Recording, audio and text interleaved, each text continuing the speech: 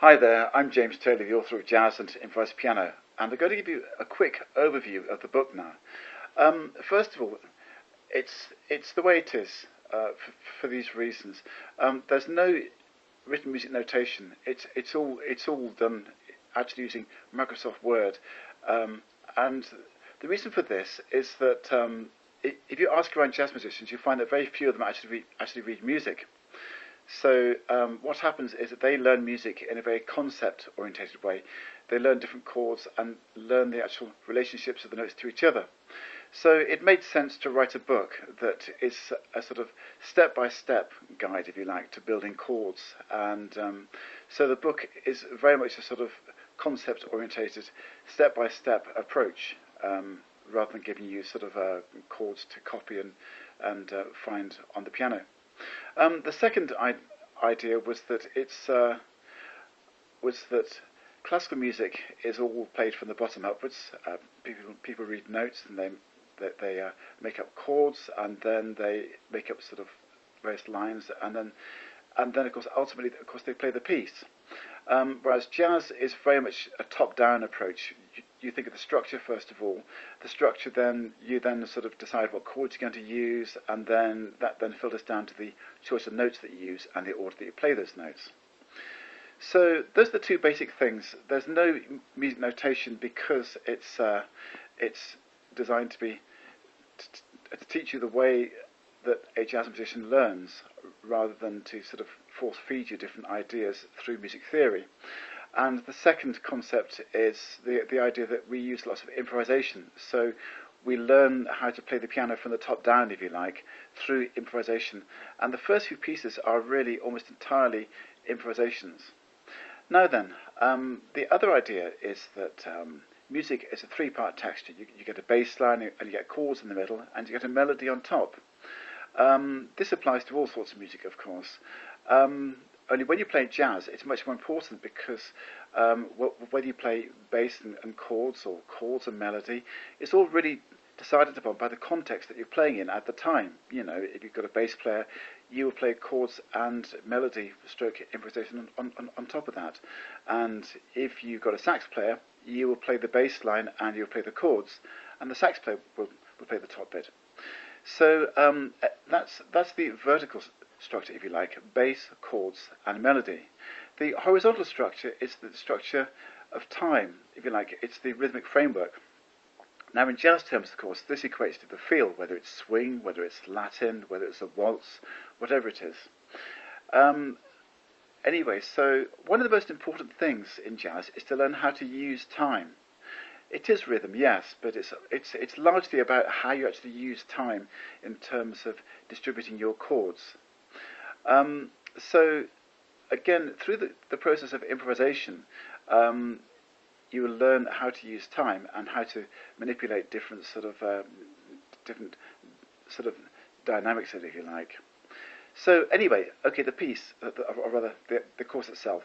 Lesson one is a sort of rocky type piece which gets you playing a sort of rhythm between the hands, a nice rock rhythm, and it gets you just learning how to generate a nice feel between the hands. It's all about generating a musical texture, if you like. And there's some bass underneath it that moves around a bit. Of course, you decide where it's going to move. So at this point, you're already learning how to manipulate the structure.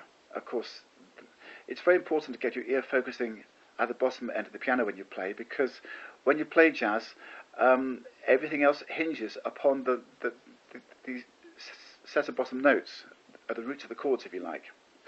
So anyway, that's lesson one. Lesson one is all about texture and about hearing moving bass lines. Lesson two, again about texture, but this time the bass line is quite static, and this time your right hand has to find different melodic patterns sticking to one mode only. So you've got one set of notes for lesson two: E, F, G, B flat and C, but you're finding different patterns and different ways of getting around these. So it's about building up a sort of repertoire of patterns in your right hand and hearing what the different shapes sound like when you play them, and what they feel like under your fingers too.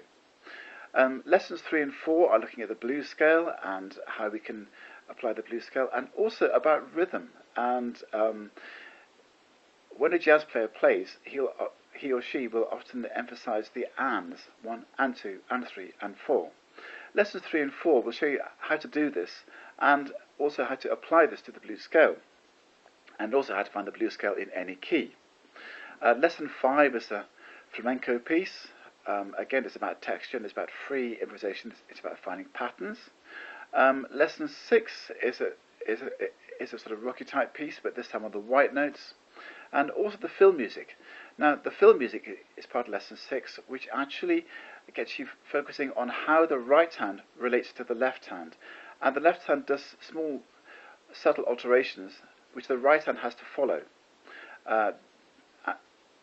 as well as using the same piece to teach you different modes. So the same piece, when you alter your left hand pattern, you often alter your mode in the right hand, and you have to find various Lydian modes and an assortment of other sorts of modes. There's an augmented mode, and in the book and in some other, in the book and also in one of the videos on the set here, it tells you how to find various minor modes too, the Dorian and the Aeolian, as well as the melodic minor ascending and the harmonic minor. Anyway, it then goes on to explain all about finding jazz chords, and it then goes in some great detail into finding major and minor chords, and also how to link these together. We've got the major 251 and the minor 251. So all in all, it's actually really quite a detailed course, and there's an appendix at the back which has got a sort of wealth of different ways of finding different chords, and also of extending these to find the full jazz voicings that you hear when you hear a jazz pianist playing in a jazz band context. So this is the course that I've written, which I feel is very much the way forward for jazz, because I think that jazz is all about being free at the piano and about being able to play what you want to be able to play. And ultimately, if you get shown too many theory bits, it can actually hold you back a bit there. It's actually much better to just improvise and to exercise that freedom and to extend that freedom, and to learn through extending that freedom at the keyboard, and in the process to also play lots and lots of pieces of great music. Do have a look at the course, and if you get it, I'm sure that you'll enjoy it. Have fun.